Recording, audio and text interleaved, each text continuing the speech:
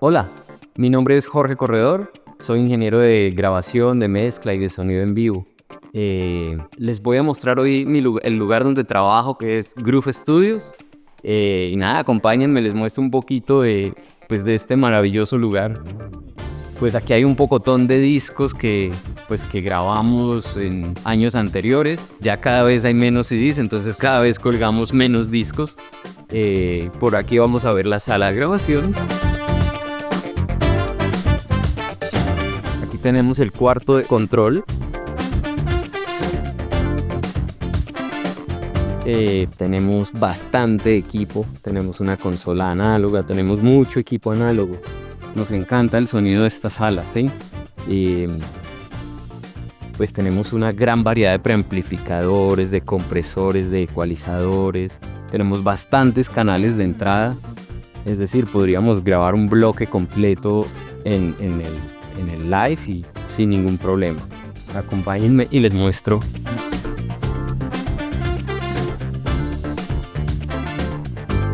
La pared de Lego.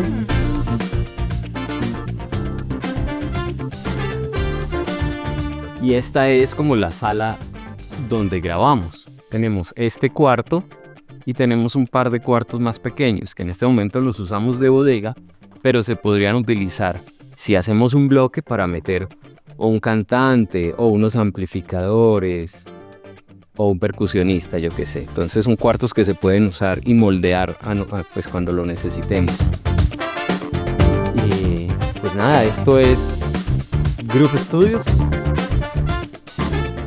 Y por aquí bienvenidos, cuando quieran.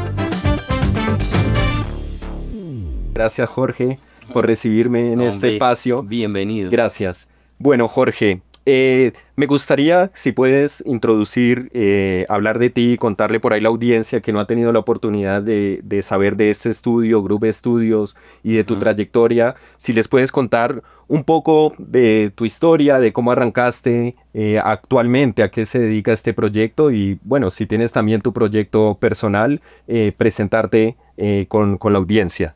Claro que sí, muchas gracias. Pues yo soy un ingeniero de grabación, mezcla y en vivo, digamos, Sí. desde hace más de 20 años, ¿sí? Pues he tenido la fortuna de trabajar con artistas muy grandes del país, digamos, Aterciopelados, trabajé con Fanny Lu, trabajé con Juanes una época al comienzo, mejor dicho. Sí. La Pestilencia y cualquier cantidad de bandas que han nacido digamos en esta ciudad o en este país. O en este país, sí. Tanto en vivo como en estudio. Entonces he tenido la oportunidad con muchos de ellos de grabarles sus discos y también en vivo ayudarlos y apoyarlos como para que su proyecto pues suene creciendo y exactamente. Como se escuche profesional. Y nada, actualmente estoy pues trabajando en este estudio, pues que soy parte dueño, soy socio del proyecto, que se llama Groove Studios, y es un estudio que lleva también unos 15 años, tiempo importante, tal vez más, haciendo posible que los artistas capturen sus ideas, su música. Sí, la cantidad de artistas que habrán desfilado por estos estudios. Sí, claro, estos estudios eran legendarios. Sí. Y después, digamos que nosotros llegamos aquí a poner nuestra parte desde el momento que arrancaron su proyecto como tal, como su personalidad. Exacto. Qué interesante. Y sabes que escucho algo que me llama la atención y que he escuchado de otros productores musicales con los que hemos estado hablando. El tema del sonido en vivo. Ajá. ¿Sí?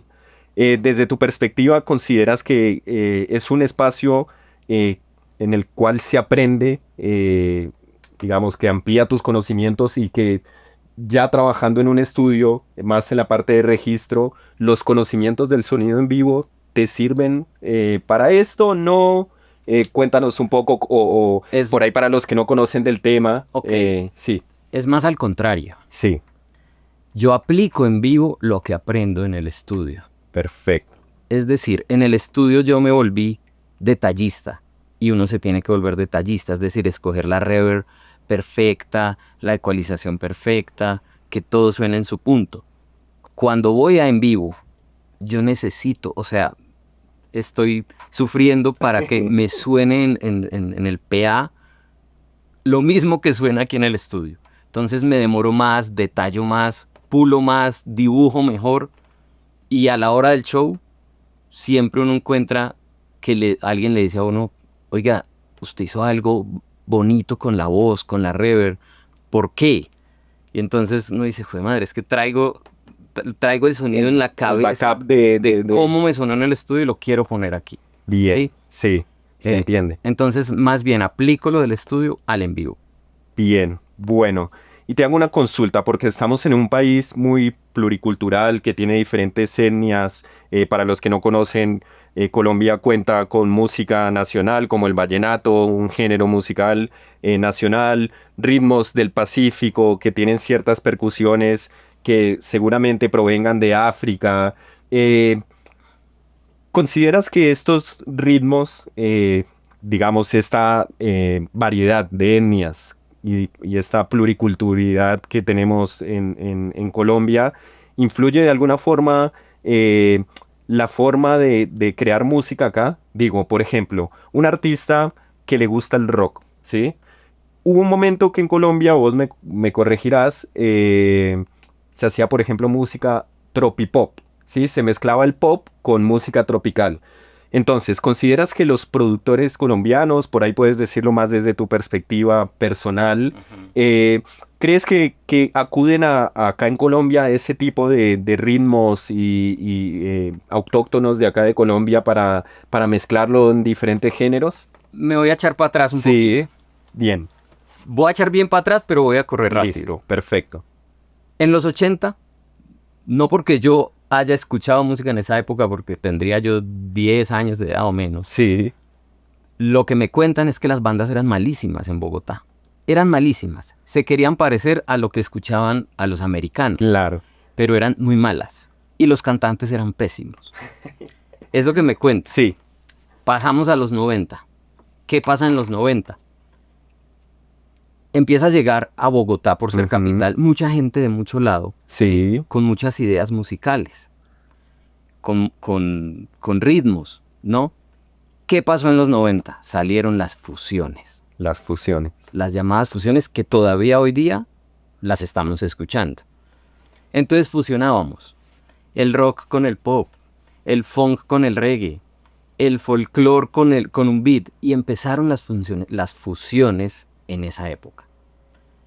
Pero ¿qué pasaba? En ese momento todavía no había una infraestructura grande para esta gente. Claro. Entonces, cada vez los cantantes eran mejores. Cada vez los cantantes se pulieron más. Los músicos cada vez tuvieron que mejorar. ¿Por qué? Porque ya tenían que fusionar. Eran rockeros, Sí. yo qué sé. Oh, pero es que ahora estoy fusionando esta canción con folclore. Entonces, eso me obliga a pulirme y a tocar otro género al que no estoy acostumbrado. Aprender otros ritmos. ¿Qué hacía eso? Que los volvía mejores músicos cada vez más. En los 90 salieron unos músicos impresionantes que les tocó empezar a agarrar, a salirse de su zona de confort y empezar a aprender a tocar ritmos distintos, ¿sí? Hizo que la industria creciera más. Sí. Pero ¿qué pasaba? Estos músicos no sabían cómo sonaban, no se oían, no sabían cómo sonaba su música grabada, porque no había una infraestructura tan grande. No habían salas de ensayo, por ejemplo. Entonces ensayaban, tenían sus lugares de ensayo bandas como Aterciopelados, porque ensayaban en su casa o en su bar, igual Carlos Vives, y 2 o 3 bandas más. Sí. ¿Y el resto de bandas qué? No había, o sea, no habían almacenes gigantes de instrumentos, eso no existía. Entonces llegan personajes a Bogotá como un floricultor que se llama Pablo Holguín, Papo. Sí. Y el señor, apasionado de la música, pero floricultor, dijo, ok, voy a montar una sala de ensayo Qué interesante. en la calle 59 con Séptima. ¿Para qué? Para que los peladitos del barrio no sé qué puedan venir y ver una batería de verdad que no la conocían. Puedan tocar con un amplificador de verdad y subirle el volumen y que toquen. ¿Y qué hizo este señor? Le alquilaba las salas de ensayo, la sala porque era una, gratis. Gratis. Interesante, era un gestor de crecimiento Porque él decía, musical, yo necesito apoyo. que de verdad esto crezca. Interesante que digo, una persona ajena a esta industria le diera la oportunidad a gente que no había tenido contacto, como dices, con este tipo de Exacto. músicas. Entonces eso fue toda la historia que eché para la pregunta de los productores ahora usan todos esos elementos para crear música, más o menos es claro, o sea, estamos en la capital. ¿Y qué pasa en la capital? Aquí llega el de Nariño, el de la costa, el del Pacífico, el de los llanos, y aquí se une una cantidad de talento, pero una cantidad de talento que en una sala de ensayo se sienta alguien con un arpa porque viene a ensayar y aquí un rockero, se saludan y un año después terminan armando un proyecto con arpa y guitarras eléctricas y uno dice, oh sí. Wow. Y eso es porque somos un país demasiado pluricultural. Pluricultural, efectivamente.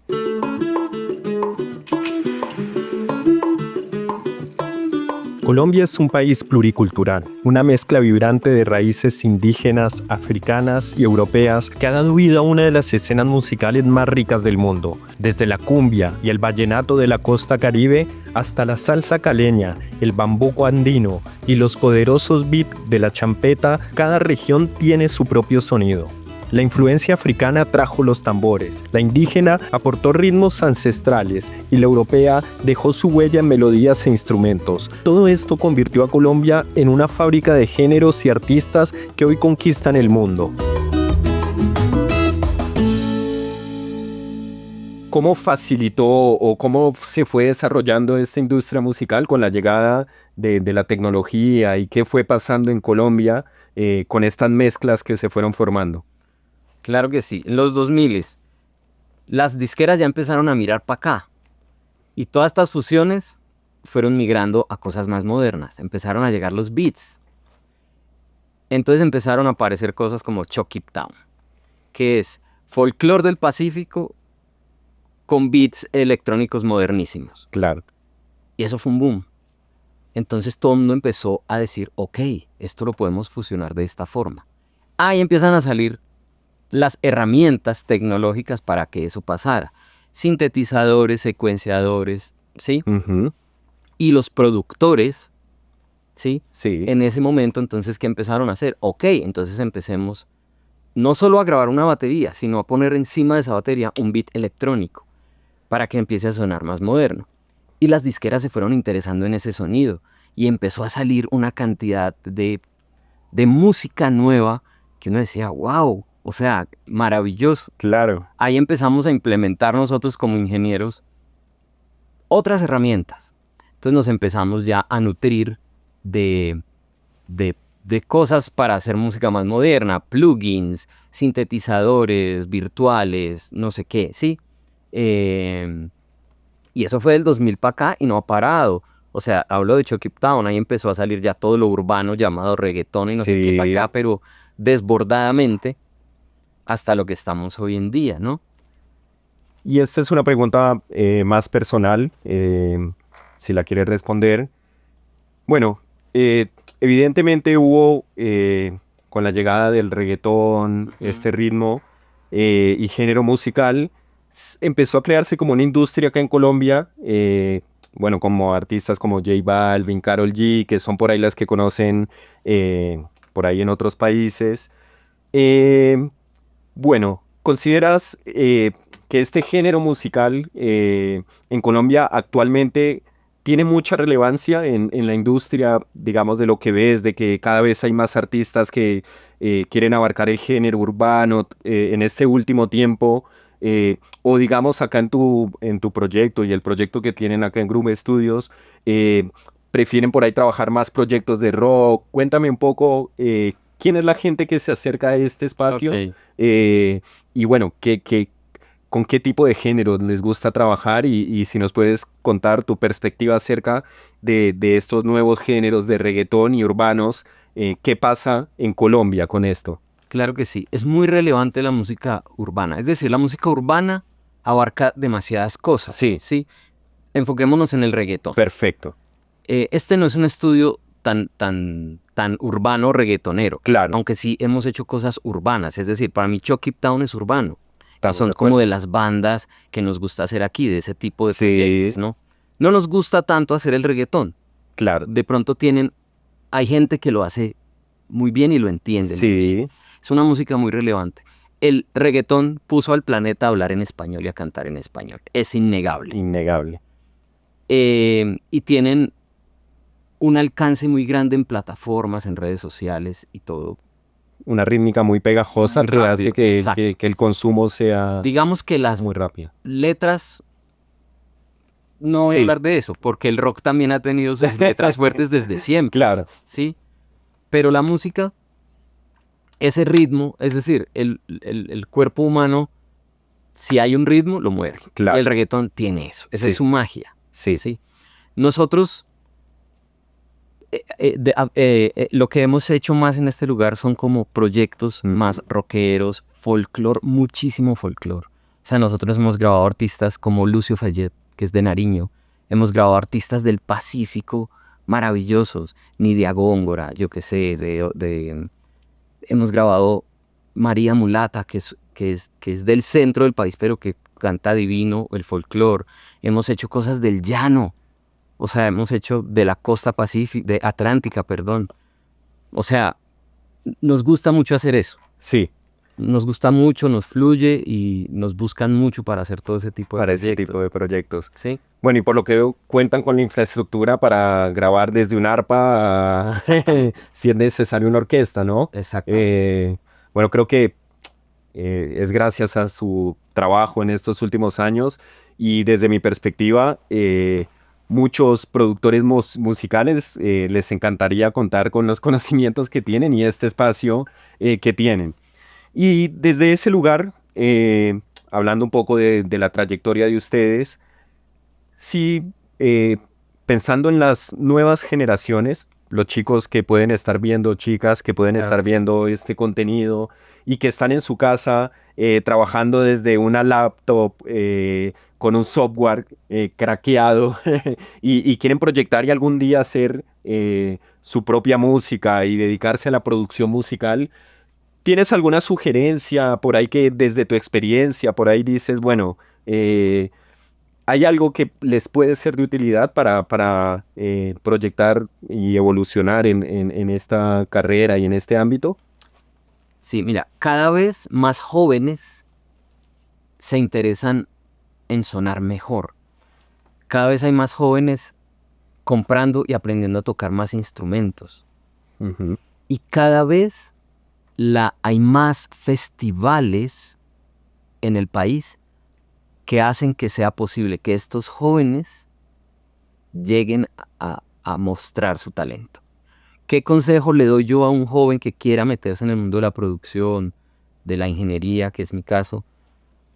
Que no paren de estudiar y que no paren de escuchar música, ¿sí?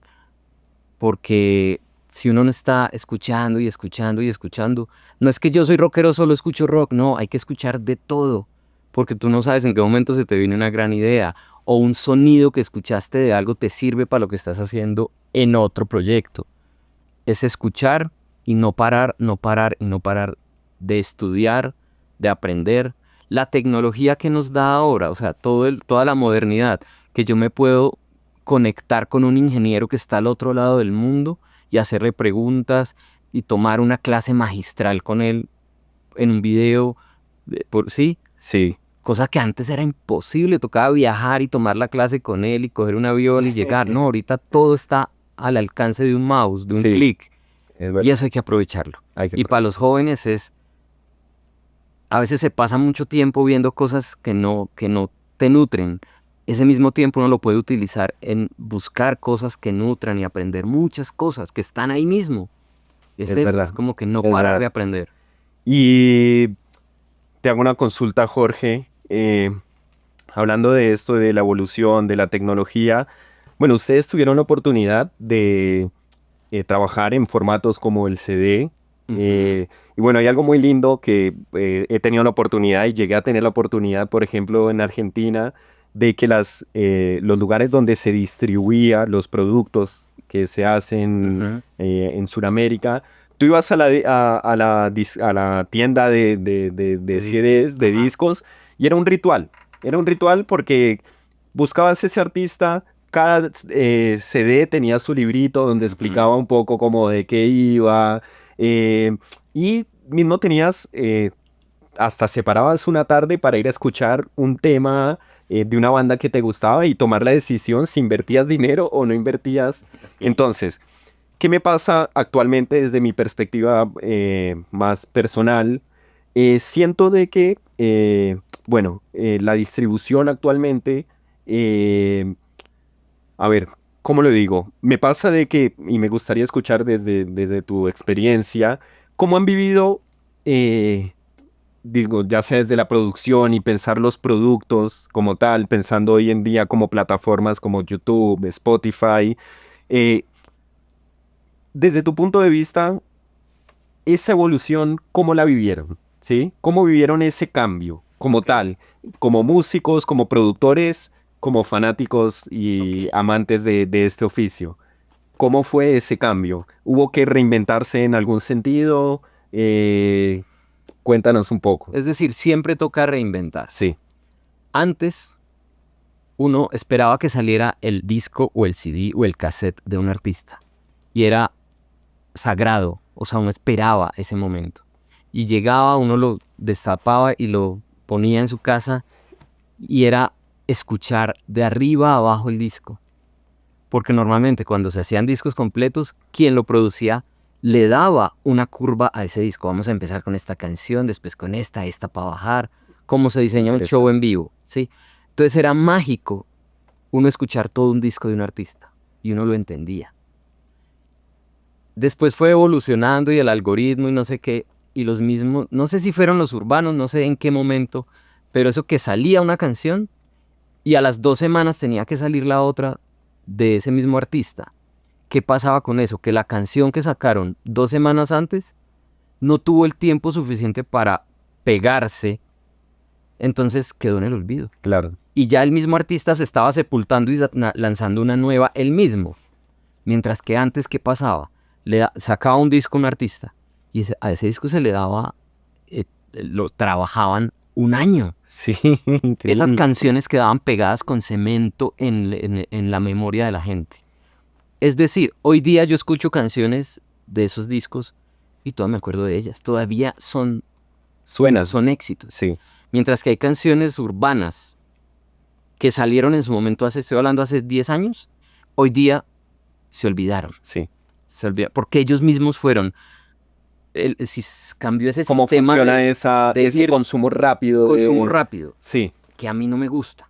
Yo antes me devoraba, o sea, los discos, y lo escuchaba, y eso se iba quedando en la memoria. una especie de ritual era en realidad y Realmente era un ritual. efectivamente, bueno, yo creo que en lo económico también, a ver, una cosa también lleva a la otra, desde mi punto de vista, y tú me corregirás o me darás tu punto de vista.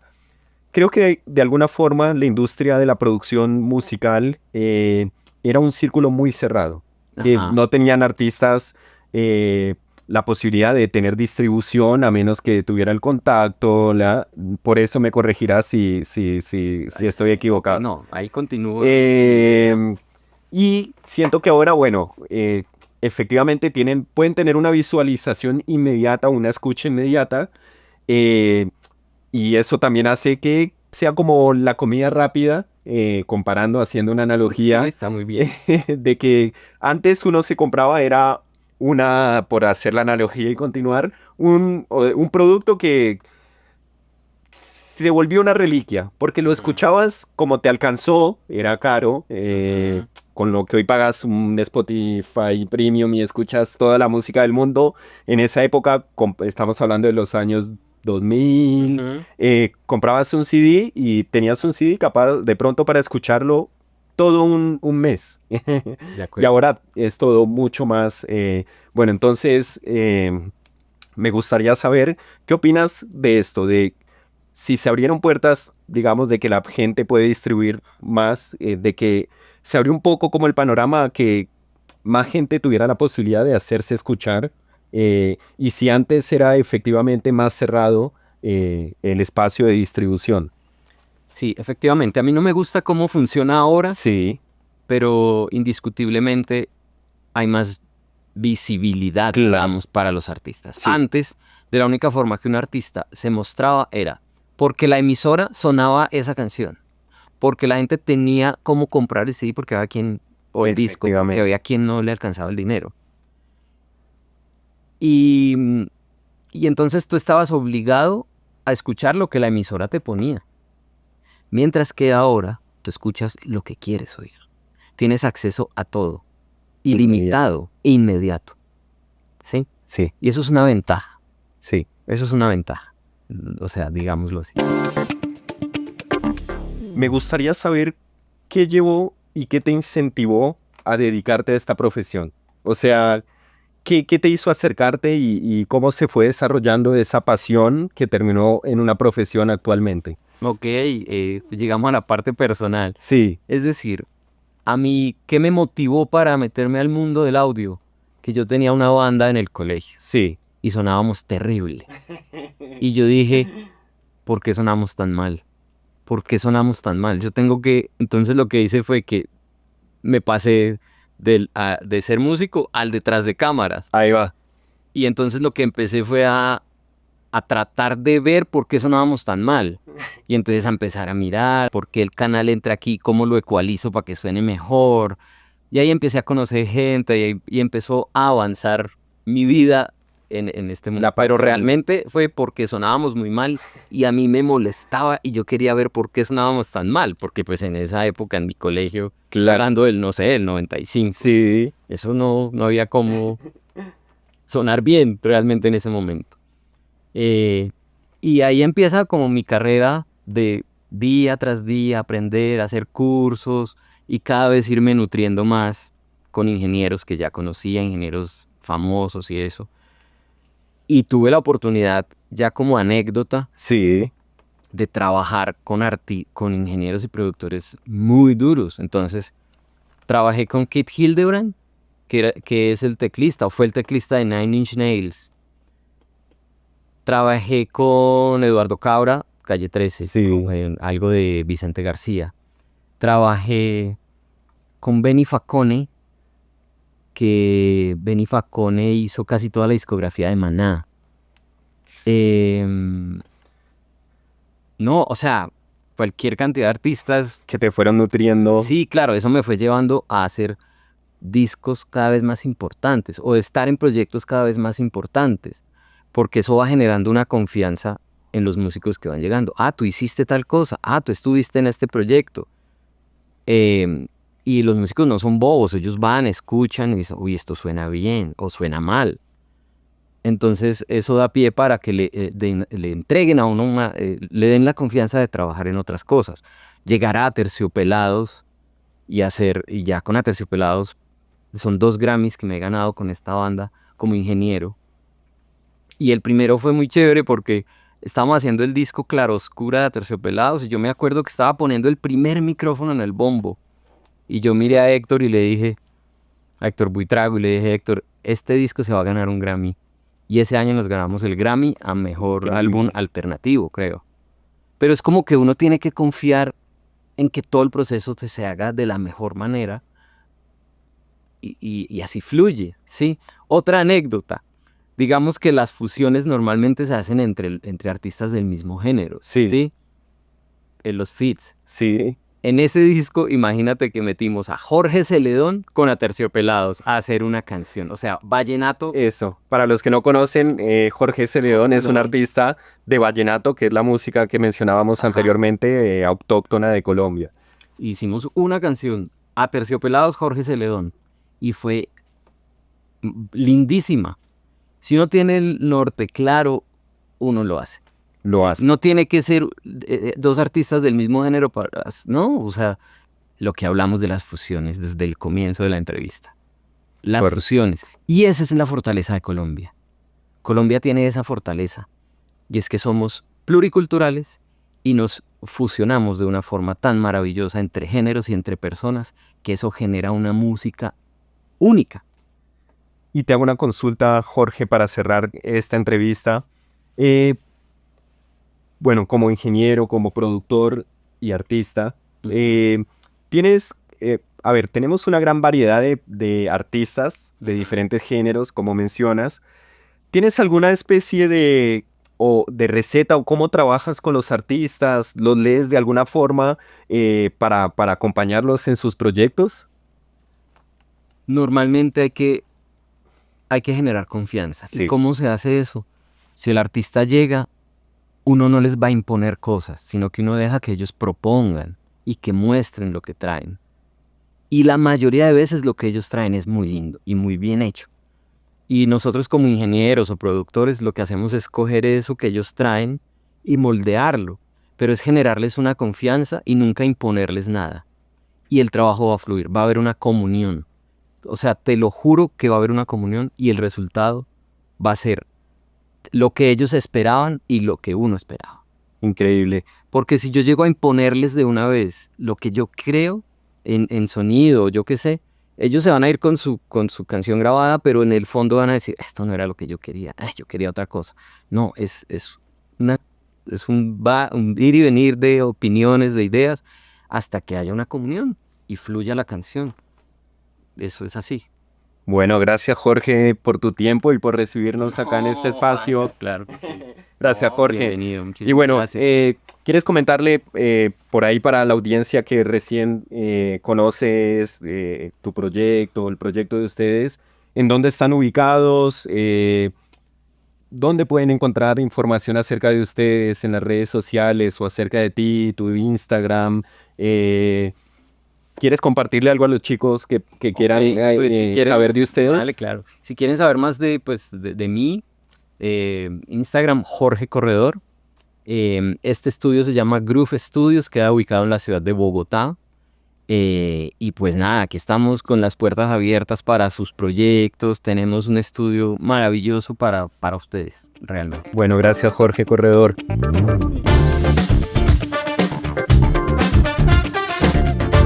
Soy Juan Acuña, espero les haya gustado este contenido. No olviden en dejar sus comentarios para contribuir con ideas y seguir haciendo este tipo de contenidos. Los espero en una próxima edición.